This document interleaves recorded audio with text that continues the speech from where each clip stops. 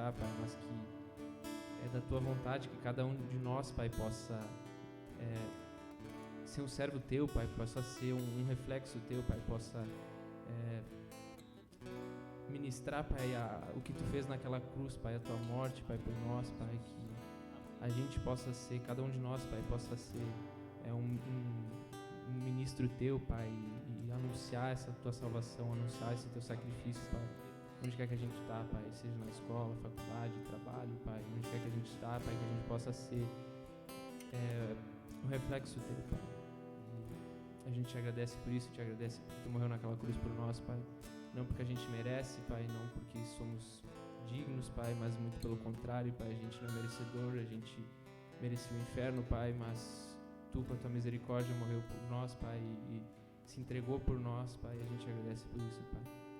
A gente entrega esse culto nas Tuas mãos, Pai, que possa Te agradar através dele, Pai, e essa semana que começa, Pai, que a gente possa estar bem juntinho de Ti, Pai, e lembrando constantemente de Ti, Pai. Em nome de Jesus. Amém. Obrigado, Ridal. Vamos nos acolher neste momento para esse tempo da palavra. Você na sua casa também, procure tirar as distrações. Quem sabe você tem aquele material de anotação, a sua Bíblia. Temos incentivado isso, um processo de crescimento. Seguimento de Jesus é a gente crescer, a gente se desenvolver por toda a vida. Nós somos aprendizes a vida inteira, isso que o Andrei orou também, de que todos nós somos chamados a sermos instrumentos, né, da presença, da graça de Deus. Nós vamos começar hoje uma nova série, Jonas, de Deus é a salvação, a nós cabe a missão. Qual é a nossa missão? Deus faz a sua parte completa. E qual é a nossa parte? Essa é a grande pergunta. Eu espero que essa semana a gente andou falando, motivando você a ler o livro de Jonas, ler o primeiro capítulo, pelo menos, não é? E às vezes até é difícil encontrar onde é que está esse livro desse profeta. Então, aí na página 924 dessas Bíblias tem aqui, mas você sabe que está ali entre, né, após Amós e antes de Miqueias, é um dos profetas menores. É uma história muito interessante. Nós vamos, nesses 4 domingos, falar cada capítulo. Hoje o primeiro, chamado E Fuga. No próximo domingo, nas profundezas em oração. Depois o capítulo 3, pregação irada, resposta inesperada. E por fim o capítulo 4, conhecendo a Deus e a si mesmo. Mas o pano de fundo tem a ver com missão, com salvação. De Deus é a salvação. Nenhum de nós é capaz de salvar alguém. É Deus quem faz isso. Mas nós somos instrumentos, como eu já falei no início, nós somos instrumentos da reconciliação, do anúncio desta dimensão do chamado que Deus tem para nós. Portanto, vamos lá, vamos olhar essa história muito interessante, muito significativa e que queremos traduzir para os nossos dias, para o nosso tempo. Você encontrou Jonas aí? Sabe o que significa Jonas? Pomba, pomba, é uma coisa interessante, uma ave que voa por aí, que é um pouco doméstica, não é? Está no meio dos telhados, às vezes tem até demais, né? Veio a palavra do Senhor a Jonas, filho de Amitai, dizendo, presta atenção na sequência dessa leitura, dispõe-te, vai à grande cidade de Nínive e clama contra ela, porque a sua malícia subiu até mim, sua maldade, sua ruindade. Jonas se dispôs, mas para fugir da presença do Senhor, para Tarsis, e tendo descido a Jope, achou um navio que ia para Tarsis, pagou pôs a sua passagem e embarcou nele, para ir com eles para Tarsis, para longe da presença do Senhor. Mas o Senhor lançou sobre o mar um forte vento e fez-se no mar uma grande tempestade, e o navio estava a ponto de se despedaçar. Então os marinheiros, cheios de medo, clamavam cada um ao seu Deus e lançavam ao mar a carga que estava no navio para aliviarem do peso dela.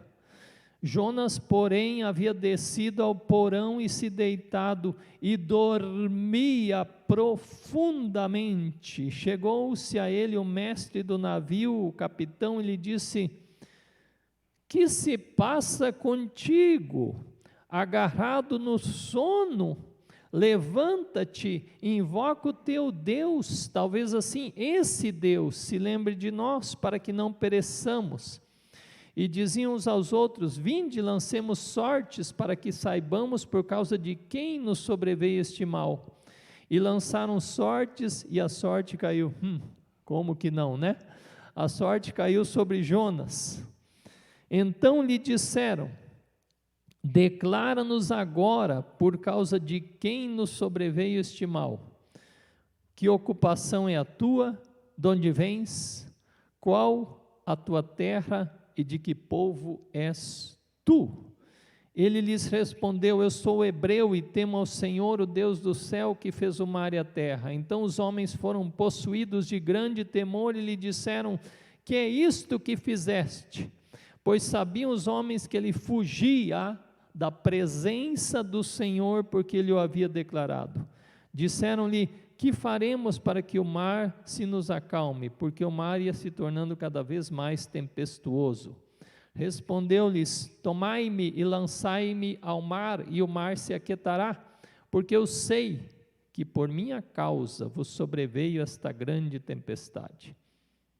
Entretanto os homens remavam, esforçando-se por alcançar a terra, mas não podiam, porquanto o mar ia se tornando cada vez mais tempestuoso. Então clamaram ao Senhor e disseram: Senhor, rogamos-te que não pereçamos por causa da vida deste homem, e não faças cair sobre nós este sangue, quanto a nós inocente, porque tu, Senhor, fizeste como te aprouve. E levantaram a Jonas e o lançaram ao mar, e cessou o mar da sua fúria. Temeram, pois, estes homens em extremo ao Senhor, e ofereceram sacrifícios ao Senhor e fizeram votos. Deparou o Senhor um grande peixe para que tragasse a Jonas, e esteve Jonas 3 dias e 3 noites no ventre do peixe. Senhor Deus, a tua palavra é como espada que divide juntas e medulas, que revela, Senhor, claramente a tua vontade. Que esta vontade também se revele para nós nesta manhã, em nome de Jesus. Amém. Queridos e queridas, Jonas viveu possivelmente no século 8 a.C., lá pelos anos de 700. Segundo o livro de Reis, no segundo livro de Reis 14, 25, tem uma menção a Jonas durante o reinado de um rei de Israel, o reino do norte, Samaria, capital, essa região, em que havia uma prosperidade em Israel, mas Jeroboão era um rei ímpio, e naquela época a Síria é uma potência cuja capital Nínive é mais ou menos nessa região que hoje está o Iraque, assombrava o mundo com sua crueldade, com sua imposição pela força, né? E esse livro, essa descrição das atividades deste homem é muito própria no Antigo Testamento. Você não vai encontrar um outro lugar, até onde eu me lembre, que fala de alguém comprando uma passagem. Não sei se ele comprou pela internet ou se foi direto. Não, ele chegou lá direto, né? Mas a questão é muito interessante. Você não vai encontrar um outro livro que fala no Antigo Testamento de tanta tempestade no mar e de alguém que é engolido por um grande peixe, né? Mas é interessante que talvez a gente tenha que falar, e além disso fala de uma grande cidade chamada Nínive, uma região metropolitana talvez, uma região uma cidade que extravasava crueldade e impiedade, a ponto disso um pouco lembrar duas cidades simbólicas da maldade que se chamam Sodoma e Gomorra. Esta é a história só do grande peixe, de grandes coisas? Não. É na realidade uma história sobre o coração de Deus. Presta atenção nisso. Essa é uma história sobre o amor de Deus para com respeito aos povos, aos pecadores, às nações, como alguém escreveu numa reflexão do Orando em Família. É uma história da declaração de que Deus não existe apenas para um povo exclusivo, mas que Deus quer que a sua mensagem de salvação, que conduz ao arrependimento, que conduz ao quebrantamento, que conduz a viver uma nova vida de justiça, Deus quer que essa sua mensagem seja estendida ao mundo todo. Isso Jonas teve dificuldade de entender, como nós vamos conhecer na história. Portanto, a primeira questão que nós temos é que há um chamado de Deus. Como é que Deus chama Jonas? Deus diz aqui no versículo 2, dispõe-te e vai. É uma palavra que vem diretamente para este homem. Nós temos falado aqui em nossa igreja de que nós precisamos ouvir a Deus no nosso dia a dia. Jonas ouve a Deus e não se impressiona com isso, ou se impressiona de uma forma errada. Talvez muitos de vocês já em fases da sua vida estejam dizendo, eu tenho dito, eu queria tanto ouvir a voz de Deus para essa situação que eu estou vivendo. E é claro que a gente diz, a maneira fundamental com que Deus fala conosco é por meio da sua palavra, que nós temos aqui. Você tem dificuldades de crer na Bíblia? Essa semana eu disse para uma pessoa aqui da cidade, que eu estava num lugar aí, tenho falado com essa pessoa, falei assim, não esqueça de ler a Bíblia, isso é o mais importante.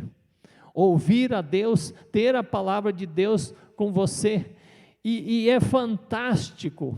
Esse Jonas, filho de Amitai,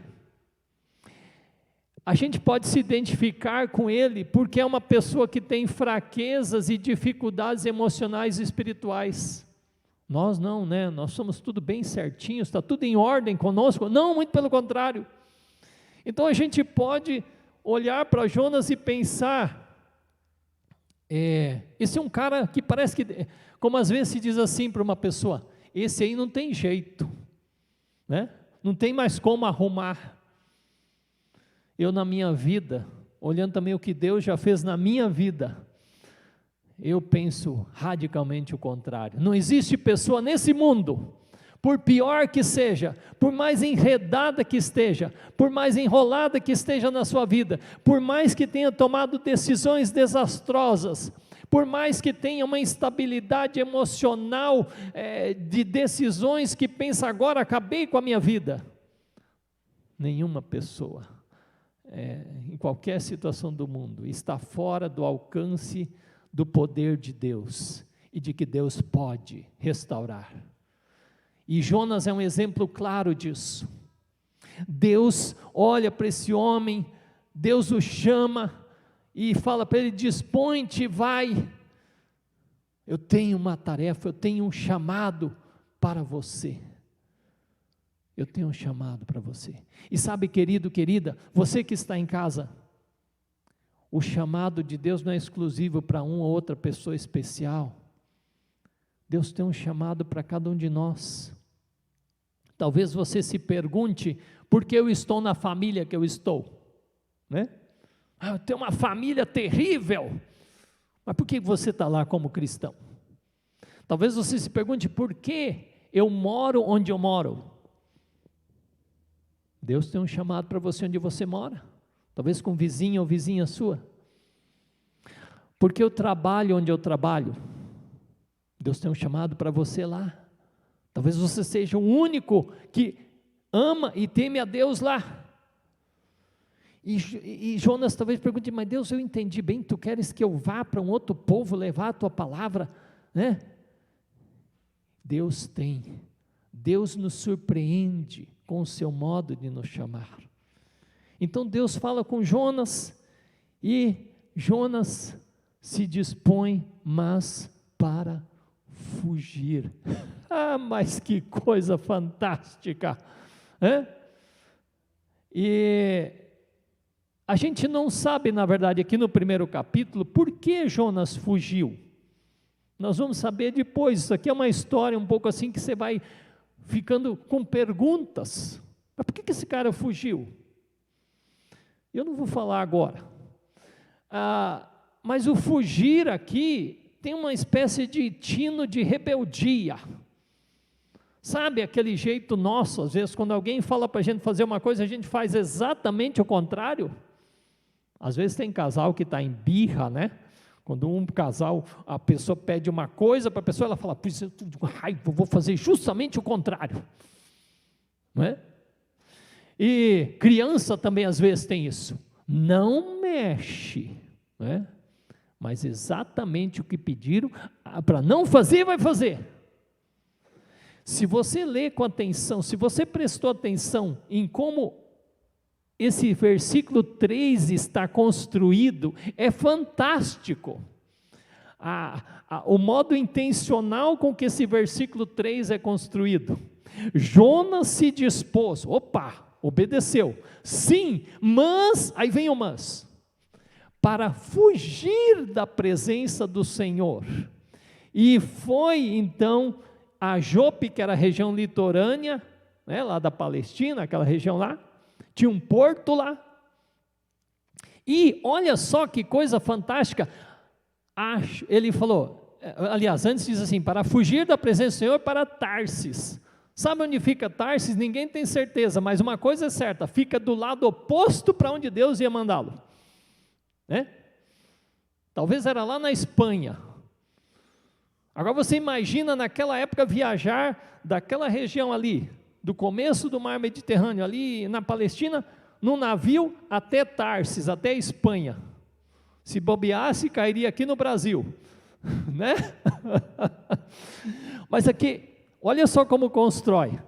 Ele se dispôs para fugir da presença do Senhor para Tarsis, e tendo descido a Jope, achou um navio que ia para onde? Ia para Tarsis. Olha que porta aberta, que maravilha, eu quero fugir para Tarsis, eu vou orando, Senhor, que eu chegue lá em Jope e encontre o navio que vá para Tarsis, e quando eu chego lá, na placa do navio está, direto para Tarsis. Olha, Deus ouviu minha oração, Deus é maravilhoso. Você já fez umas jogadas dessa com Deus? Parece assim, tudo certinho. Deus ouviu a oração, lá está um navio para Tarsis, e então ele comprou, pagou o preço disso, sua passagem, embarcou nele, para ir com eles para Tarsis. Tarsis aparece aí 3 vezes, e 2 vezes aparece para longe da presença do Senhor. Jonas imaginava assim, eu vou sair da área de jurisdição do Senhor, né? Eu vou sair da área de, como é que chama no telefone? A área de conexão, porque lá em Tarsis Deus não está, vou ficar lá. Agora o que diz o Salmo 139? Para onde fugirei do Senhor, né? Deixa eu ver aqui, Salmo 139 diz, como é possível eu fugir da presença do Senhor? Para onde me ausentarei do seu Espírito? Para onde me ausentarei do seu espírito? Para onde fugirei da sua face? Se subo aos céus, lá estás. Se faço minha cama no abismo, lá estás também. Se tomo as asas da alvorada e me detenho nos confins dos mares, ainda lá haverá de me guiar a tua mão. Não tem como fugir de Deus. Todo lugar a gente pega a conexão com Deus. Não fica fora de área a relação com Deus. Jonas tinha uma ilusão de que iria sair da jurisdição de Deus. E Deus está nos falando, vamos adiante. Vamos viajar com Jonas então. Quer dizer, não bem isso, né? Viajar com Jonas aqui não é muito bom. Queridos, qual é a reação de Deus com essa jornada desse profeta? Do versículo 4, diz assim, mais um mas o Senhor lançou sobre o mar um forte vento e fez-se no mar uma grande tempestade, e o navio estava a ponto de se despedaçar. Aliás, a expressão grande aparece inúmeras vezes aqui. Esse é um livro de grandes coisas, grande fuga, né? Grande navio, grande peixe, grande cidade, grande tempestade, grande arrependimento, grande resposta de evangelização. É um livro, por isso que a gente cantou esse hino hoje, viu, Ridal? Grande é o Senhor, porque nós temos que saber que maior do que tudo isso é o Senhor, aleluia. Tão grande é o amor de Deus para com os ninivitas, que ele queria que Jonas fosse lá, que Deus levanta uma grande tempestade. Sabe por que Deus levanta essa grande tempestade? Porque ele queria mostrar quão grande era o amor dele para com esse povo que ele queria que Jonas fosse. Deus não se conforma, se eu posso falar assim. Não é possível. Esse chamado tem que acontecer, custe o que custar. E neste momento, essa tempestade, ela não é um acaso, ela é uma tempestade que instaura uma crise intencional, ela instaura uma crise internacional, porque lá há marinheiros de várias nacionalidades naquele navio, ela instaura uma crise global. É o momento, Deus faz com que essa tempestade vá mudar a história, e essa tempestade não era pouca coisa não, ela estava a ponto de despedaçar o navio. Tu imagina o sofrimento desses marinheiros. Eles tomam as medidas da experiência deles. O que eles fazem primeiro? Diz ali que eles jogam a carga que estava no navio, para aliviar o peso, lançam no mar, e vão lutando para que sobrevivam a essa crise que se instaurou ali dentro do mar. O que faz Jonas?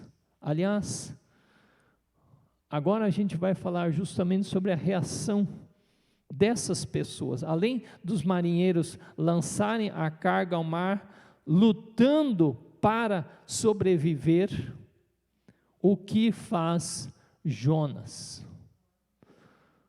O que faz Jonas? Dorme. Algumas versões dizem que Jonas roncava, alto e em bom som. Levanta a mão aqui. Não vou fazer essa pergunta. Jonas roncava. O mundo ruía e Jonas dormia. Olha aqui, rima,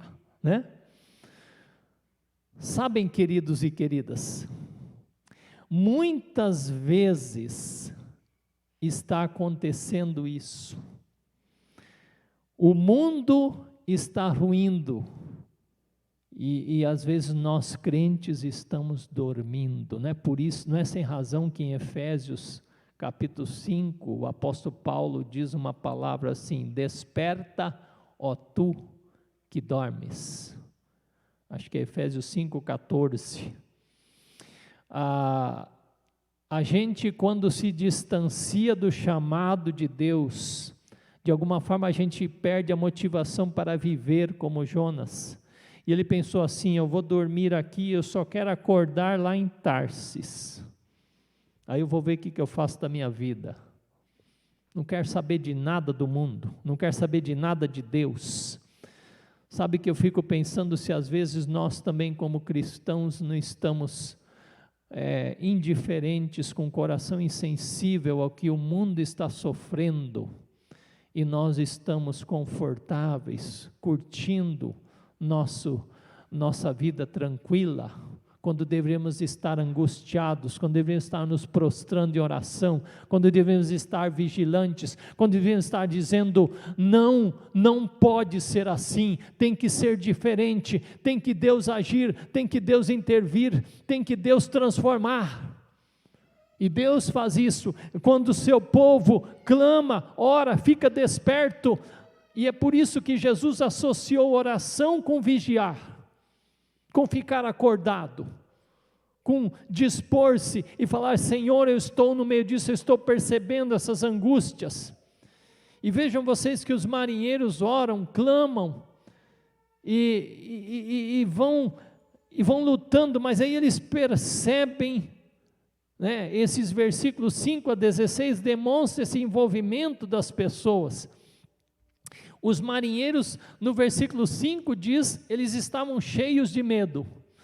Aí no versículo 10 diz que eles temeram com grande temor. E no versículo de número 16, temeram com grande temor o Senhor. É um crescente, mas ainda bem que é um crescente para a direção de Deus.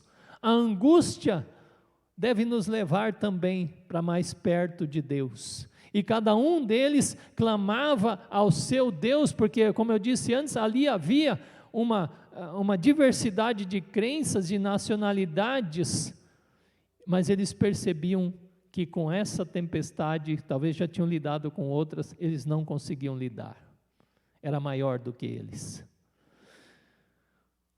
Aí, esse capitão vai e acorda o Jonas. E ele então chega, se dá conta, eles estão lá lutando, de repente se dá conta: cadê aquele nosso passageiro? Ele chega lá no porão: que se passa contigo, agarrado no sono? Levanta-te e invoca o teu Deus. Que coisa irônica isso aqui. Aliás, esse capítulo é cheio de ironia. Se tinha uma coisa que Jonas não queria fazer nesse momento, era falar com Deus. E o capitão fala para ele: fala com Deus, fala com o seu Deus. E Jonas pensou assim: como assim falar com Deus? Eu estou fugindo dele, eu não quero nem conversa. Já pensou isso? Uma outra pessoa de fora, que nem é temente a Deus, tem que falar para Jonas que ele deveria invocar o seu Deus, e Deus já tinha falado com Jonas. E os marinheiros então ensinam Jonas a retomar. Sabe, essa é uma questão importante aqui desse texto.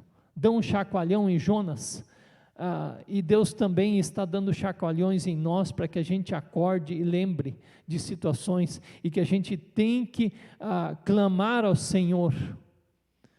Então Jonas, eu pergunto, Jonas orou? Orou nada. A primeira repreensão, ele mal estava acordando, ele não se incomoda com nada, e por isso a questão segue, e eles perguntam então a Jonas: diga-nos, declara-nos, versículo 8, quem tu és, por que isso aconteceu, qual a sua ocupação, de onde vens, qual a tua terra e de que povo tu és? E aí Jonas fala: eu sou hebreu, que significava então uma nacionalidade específica, descendentes de Abraão, que viviam ali na Palestina, e temo ao Senhor. Agora presta atenção, ele fala: e temo ao Senhor, o Deus do céu, que fez o mar e a terra. Aí Jonas tem que admitir que ele crê nisso, como nós confessamos no credo apostólico: creio em Deus Pai, Criador do céu e da terra. Olha que coisa fantástica. aqueles homens, talvez tinham alguns deuses entre eles, que eles criam que tinha um Deus que talvez controlava o mar, um outro que controlava a agricultura, a chuva, a fertilidade. Jonas está falando que ele crê no Deus pleno, completo, único, sem igual. E quando ele confessa isso, então esses homens são impactados. Eu faço uma pergunta aqui. As pessoas sabem quem você é no seu dia a dia? As pessoas sabem que você teme ao Deus que fez o céu e a terra? As pessoas sabem que você adora ao Deus que se revelou em Jesus Cristo? As pessoas sabem que você serve ao Deus e que conhece a sua palavra como orientação para a sua vida? Mesmo em desobediência, Jonas tem que confessar esta sua relação com Deus. E aí, um autor disse assim, um autor que eu estava lendo essa semana sobre esse livro, era como que se os marinheiros estivessem dizendo assim: Jonas, quem tem um Deus como esse seu Deus, tem todas as opções de vida, menos a opção de fugir dele. Que loucura é essa que você está fazendo, homem? Fugindo desse Deus? Como assim? Ele está chamando você para uma missão e você foge disso. Se esse é o Deus que você serve e adora, você tem mais é que correr na direção dele, você tem mais é que dizer: Senhor, estou aqui para te servir, Senhor, estou aqui para colocar minha vida nas tuas mãos, e que essa seja também a nossa e a minha, a sua oração. Senhor, não quero fugir de você, eu quero dizer: Senhor, que privilégio que eu tenho, eu quero correr na sua direção.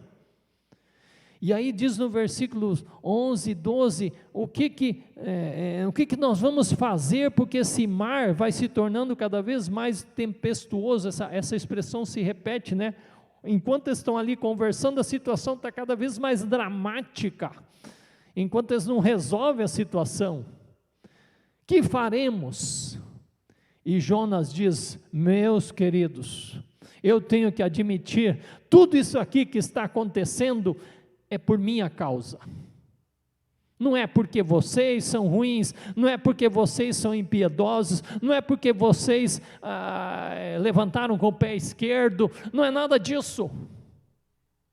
Aliás, nós temos muitas vezes uma tendência de jogar a culpa das situações nos outros. Nós temos que sempre perguntar primeiro qual é a nossa responsabilidade pela condição das situações que nós vivemos. Porque no fundo, todos nós somos responsáveis pelas tragédias desse mundo, porque o pecado também habita em nós, e misericórdia, Senhor. E Jonas então diz: eu sei que é por causa de mim. E este homem que foi chamado por Deus para ser bênção para os outros, acaba sendo uma razão de angústia e de sofrimento para os outros. E essa é uma pergunta que nós precisamos nos fazer nesse dia. Nós que somos chamados para ser bênção para os outros, para ser luz e sal da terra, nós estamos cumprindo esse chamado ou estamos justamente sendo o contrário? Nós estamos causando sofrimento e angústia para os outros. Pensa sobre isso. Pensa sobre isso. Que legado nós temos deixado na nossa vida? Será que nós temos entendido que Deus tem nos chamado para sermos bênção para os outros? Ou nós temos causado sofrimento para os outros? Esse é um chamado. Deus chama. E eu deveria ser bênção para os outros. Como foi, conta uma história na Bíblia de um Naamã que estava leproso. Havia uma menina hebreia na casa dele, lá na Síria. Essa menina foi bênção para a vida de Naamã, porque apontou onde ele iria encontrar a solução para a sua angústia. Nós somos chamados a ser bênção como o profeta Elias, que também recebeu esse chamado: dispõe-te e vai. E quando Elias foi lá para a casa de uma viúva, nada faltou naquela casa, porque Elias foi bênção naquela casa. Nós podemos ser bênção como Jesus, que ao estar, por exemplo, na casa de Zaqueu, a vida daquele homem, um publicano, um cobrador de impostos, um homem que era amaldiçoado por muitos, a vida daquele homem foi transformada. Então o que Deus está falando para mim e para você, por meio da história de Jonas, é que nós somos chamados para ser bênção onde quer que a gente esteja, ser instrumento de Deus para trazer bênção. E então as pessoas, esses marinheiros que eram muito mais tementes e estavam com a cabeça muito mais no lugar do que Jonas, eles relutam em lançá-lo no mar, eles tentam, diz aqui que eles remavam, e na linguagem original esse remar era um cavocar desesperado assim da água. Eles tinham mais amor por Jonas do que Jonas tinha amor por eles. E por fim, quando eles veem que não há mais solução, eles oram antes a Deus, né? Temeram muito a Deus, dizem: Senhor, olha que palavra, versículo 14, clamaram ao Senhor dizendo: Senhor, rogamos-te que não pereçamos por causa da vida deste homem, e não faças cair sobre nós este sangue, quanto a nós inocente, porque Senhor, tu fizeste como te aprouve. E levantaram Jonas, e lançaram, como tinham lançado a carga, lançaram Jonas naquele mar revolto, tempestuoso. E assim que lançaram Jonas ao mar, como que uma espécie de sacrifício, o mar se acalmou. Fez-se bonança. Tem uma história no Novo Testamento, né, de Jesus, que também ordena ao mar que se aquete. Deus tem o domínio da terra, do mar, da nossa vida. Será que Deus também não tem que ordenar situações que a nossa vida se aquete, se acalme? E esses homens então, agora não oram mais cada um ao seu Deus, mas o que diz aqui no versículo 16?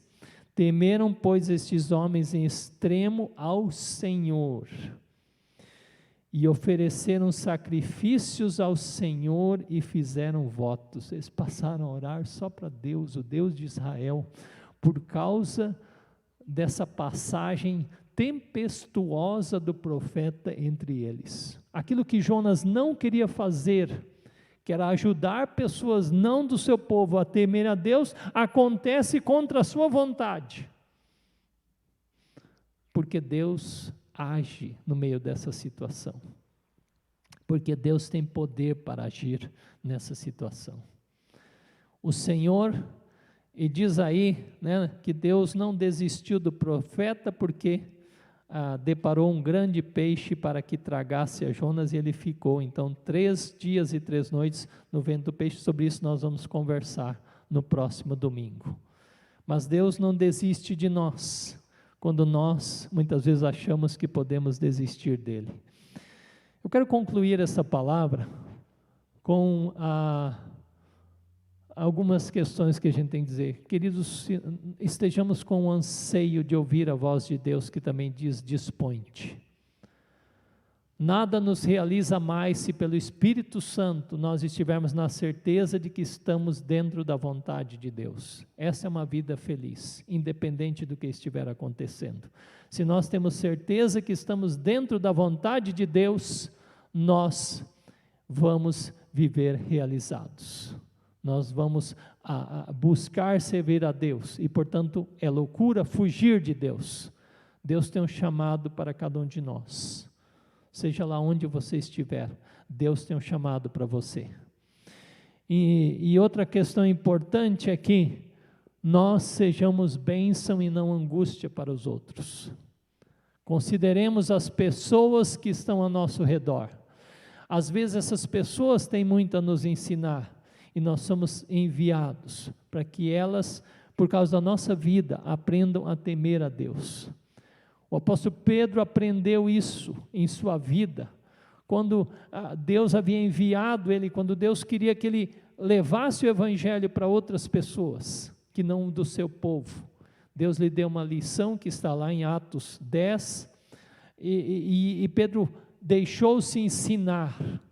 Isso tem a ver com discipulado. Nós somos seguidores de Jesus e nós estamos sempre aprendendo. Estamos sempre aprendendo. E com Jonas também nós aprendemos que não devemos fugir do chamado de Deus e que Deus nos chama para sermos bênção e não angústia para os outros. Digamos para o Senhor: Senhor, eis-me aqui. Eu quero te servir, eu quero te seguir. Pense e ore a respeito. O que essa palavra diz para você nesse dia? Fale com o Senhor sobre isso. E o que Deus diz para você, o que você pretende fazer a partir disso? Que a sua vida não seja mais a mesma. Que você tenha crescido nessa manhã ao ouvir essa palavra, ao também aprender com a história de Deus com o profeta Jonas. Pense e ore a respeito.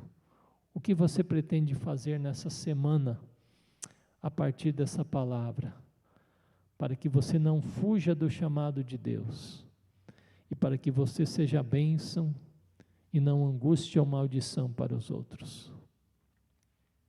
Vamos nos aquietar e orar ao Senhor. Nosso Deus e Pai, obrigado porque Tua palavra dirige nossas vidas, é o modo do Senhor falar conosco, e por isso, Senhor Deus querido, que nós não fujamos ao Teu chamado, que nós estejamos dizendo: eis-me aqui, Senhor, usa-me, para que eu faça diferença, na família onde estou, na vizinhança onde estou, onde circulo, no trabalho, no estudo, na rotina do dia a dia, para que eu diga: Senhor, se Tu me chamas, eu estou aí, quero Te ouvir, como diz um hino, eu quero me submeter ao Teu chamado, para ser bênção, e não angústia na vida das pessoas. E quando eu compreendo isso profundamente, de estar no centro da Tua vontade e do Teu chamado, então eu sou pessoa aqui, independente das circunstâncias, estou vivendo uma vida realizada. Ajuda-nos nesse sentido pelo Teu Espírito Santo, Senhor, que hoje seja um dia que a gente medite sobre isso, talvez tome decisões, propósitos, encaminhamentos, Deus, da nossa vida. Nos ajude, Senhor, pelo Teu Espírito Santo. Amém. Amém. Nós queremos lembrar algumas atividades e avisos.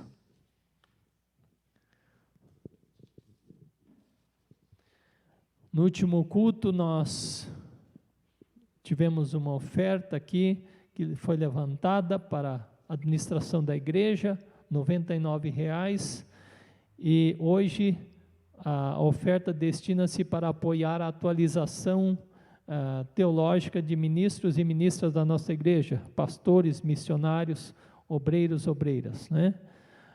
Nós explicamos que aqui na nossa igreja a oferta é voluntária, e a oferta que é dada, o recurso que você coloca depois que a gente traz aqui, o lugar para colocar, ela é administrada então pela direção central da nossa igreja. O que sustenta a nossa comunidade é aquele recurso que você coloca nos envelopes, né? Ou você faz o depósito, o que hoje facilitou. Queridos, nós queremos ser uma igreja que ajuda um ao outro, e além da Miriam, que todas as terças está aqui para conversar, escutar, o canto da escuta, eu e a Sônia também nos colocamos à disposição. Se você precisa trabalhar alguma situação da sua vida, não deixe de nos procurar. Você tem meio de nos encontrar pelos telefones, e faça esse contato conosco, tá bom? Da mesma forma é quanto a uma visita, ainda que a gente está fazendo visitas com muito cuidado nesse tempo, não é? Mas a gente também se coloca à disposição. Temos feito encontros de oração todos os domingos, das 18 às 20, porque é justamente isso, né? despertar, estar vivo, atuando, estar ligado, vigiando em oração. Ainda temos materiais de edificação aí na secretaria, e nós também sempre pedimos para vocês cuidarem com distanciamento, estamos em restrições com nossa presença aqui no templo. Deixa eu lembrar, tem alguém aqui dentre vocês que completou mais um ano de vida esses dias? Aniversariantes? Não? Não? Aonde? O Samuel? Opa! Deus abençoe o Samuel. Foi no banheiro, já volta aí. Ok, 14 anos. Quanta vida pela frente, né? Pelo menos uns 70 anos por estimativa aí nas nossas. Quanta vida pela frente. Deus abençoe o Samuel, então. Aniversário de casamento aqui entre nós, pessoas?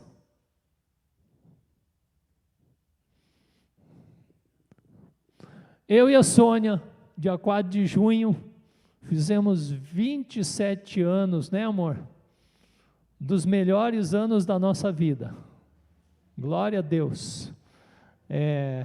4 de junho, eu e a Sônia completamos 27 anos eu brinco assim, falo, de enlaço matrimonial. A gente está laceado um com o outro. Que alegria. A gente viveu isso. Eu saúdo vocês em casa que de repente completam mais um ano de vida, ou casais também, quiserem dar um toque ali no Face, depois eu sempre olho os recados que vocês colocam. Depois do culto, a gente ora ou faz um contato, né? Então, tenha liberdade de colocar ali no Face algo, completamos mais um ano de casados, enfim, mais um ano de vida, essa conexão entre nós. Eu saúdo o pessoal aí do batizado, tem alguns que nos visitam, espero que vocês possam também sentir-se muito acolhidos entre nós, que a palavra de Deus também é especial, que nós cremos no culto, o centro do culto é a palavra de Deus, que ela possa estar tocando os corações de vocês. Peço para a banda Ridal chegar aqui à frente, que nós vamos cantar agora um hino, enquanto tem esse momento aí de oferta, de contribuição, é algo livre. Aliás, falando do aniversário de casamento nosso, como é que é? Crisóspatro. 27 bodas de Crisoprazio.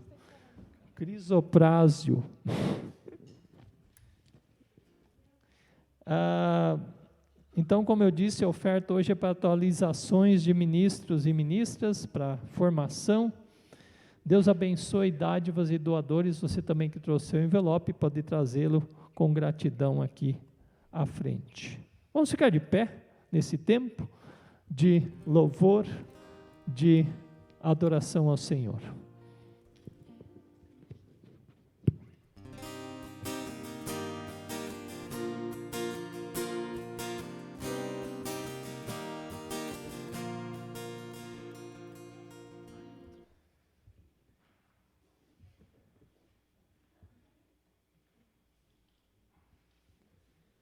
As folhas voaram aí.